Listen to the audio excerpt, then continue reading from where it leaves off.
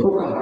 190 বছর জালেমরা আমার উপমহাদেশে শাসন করে আমাদের উপরে এমন শিক্ষানীতি চালু করে দিয়েছে যে যুবক মুসলমান পরিচয় দিবি, কিন্তু দুনিয়ায় প্রথম পত্র বাংলা 5 পাঠ আলাদা, অঙ্ক আলাদা, ইংরেজি আলাদা করবা, প্রথম পত্র আলাদা, সেকেন্ড পার্ট আলাদা, পদার্থবিজ্ঞান আলাদা, জীববিজ্ঞান আলাদা, সাধারণ গণিত আলাদা, উচ্চতর গণিত আলাদা, তথ্য যোগাযোগ প্রযুক্তি আলাদা, ডিপার্টমেন্ট আলাদা করতে করতে করতে করতে করতে একটা ডিপার্টমেন্টে 10টা ডিপার্টমেন্ট বানাইছে, 10টারে 100টা বানাইছে। দুনিয়া আরো শিখো, আরো শিখো, আরো শিখো, আরো শিখো। আল্লাহ ভুলে যাও, আখিরাত ভুলে যাও, নামাজ ভুলে যাও, সেজদা ভুলে যাও। আখিরাতের জন্য হুজুর দেখলে টাকা 500 দিয়ে দিও, বেহেশত ঘুরে দিয়ে দিও, মসজিদে টাকা 10,000 দিয়ে দিও, একটা প্যান্ট কিনে দিও, 3,000-12,000 টাকা বেহেশত। বেহেশত তোমার আব্বার সম্পত্তি। হ্যাঁ, বেহেশতের দাম 12,000 টাকা।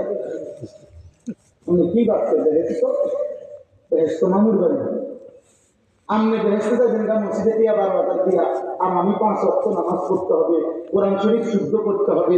আমি হুজুর এবার কারণে কোনো মহিলার দিকে চাইতাম না, ছবিও চাইতাম না, নারীও দেখতাম না, আমি সুদও চাইতাম না, শিকারি বাচ্চারিও করতে পারতাম না। তো আমার ব্যস্ততা আমরা এত কঠিন হয়ে গেল কেন?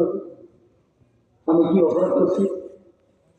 হ্যাঁ, আমি বিড়ি খেতে খেতে 60 বছরে আপনি বেহেশতে যাবেন গা, তোমার প্রিয় করে আরে কি মস্কারি না।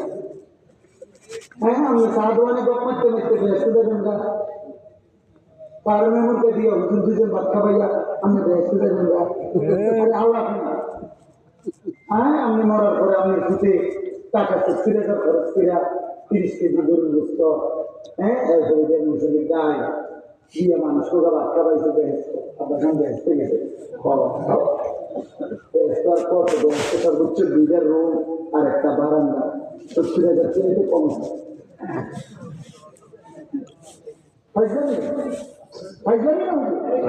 মস্কারি মনে করছি আমরা, আখিরাতকে আমরা মামুলি মনে করছি।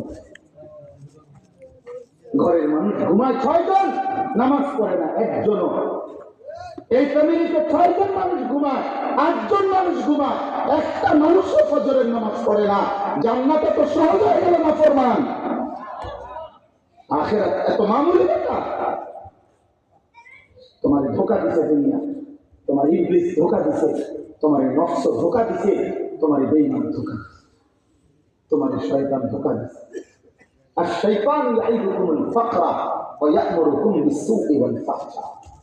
আল্লাহ বলে শয়তান তোমাদেরকে প্রতিনিয়ত অভাবের ভয় দেখায়, আর তোমাদেরকে প্রতিনিয়ত মন্দ, গুনাহ, অশ্লীল, বেহায়াপনার কাজে আদেশ